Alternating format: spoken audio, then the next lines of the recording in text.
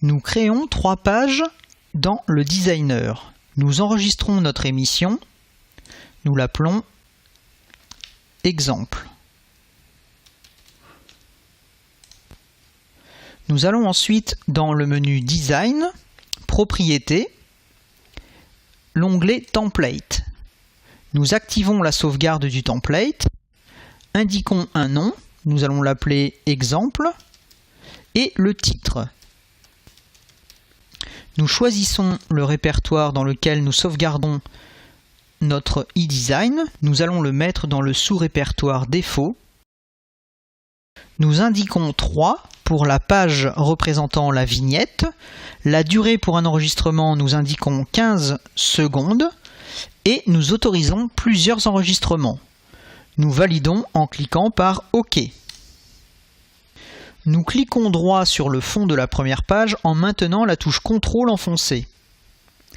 Nous voyons un bouton Page in Page Param qui apparaît. Nous cliquons dessus et indiquons comme page à jouer en même temps la page 2. Nous validons par OK. Nous réglons enfin le temps d'attente final à 86 400 secondes, ce qui correspond à la durée d'une journée en secondes. Nous plaçons tous les éléments graphiques uniques de notre template sur la première page, c'est-à-dire les éléments fixes de notre template qui ne seront pas modifiés s'il y a plusieurs enregistrements. Sur la seconde page, nous cliquons sur le fond et dans Borne interactive, nous rendons notre page invisible. Nous mettons la durée de la page à 15 secondes. Nous plaçons maintenant les éléments qui pourront être mis à jour avec le template. Par exemple, un titre,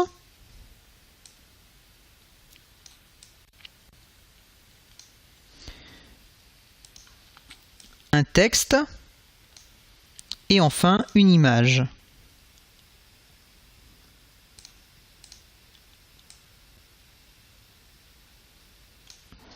Nous remplaçons le texte par dièse texte dans chacune des boîtes texte afin de faire le lien avec notre base de données. Nous pouvons également modifier les attributs du texte. Par exemple, mettre notre titre en gras et une police un peu plus grande. Nous allons maintenant identifier et numéroter les différents champs de la page 1 et 2. Sur la page 1, nous allons faire un clic droit sur le logo et allons dans l'onglet Template.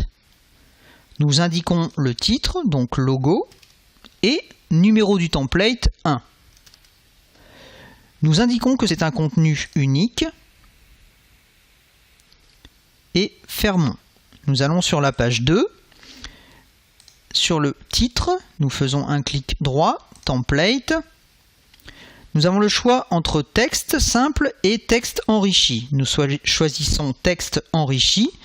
Donc nous tapons titre et numéro de template 2. Nous avons enfin le choix entre la police par défaut que nous avons entrée dans notre design ou laisser l'utilisateur régler lui-même sa taille de police et sa couleur. Nous validons en fermant et nous reproduisons la même chose pour le texte. Template, RTF, texte, 3. Et enfin l'image, template, image, 4. Nous copions maintenant tous les éléments des pages 1 et 2 sur la troisième page. Cette page va servir uniquement à avoir une représentation du design dans le scheduler. À l'aide de la touche CTRL, nous pouvons sélectionner plusieurs boîtes.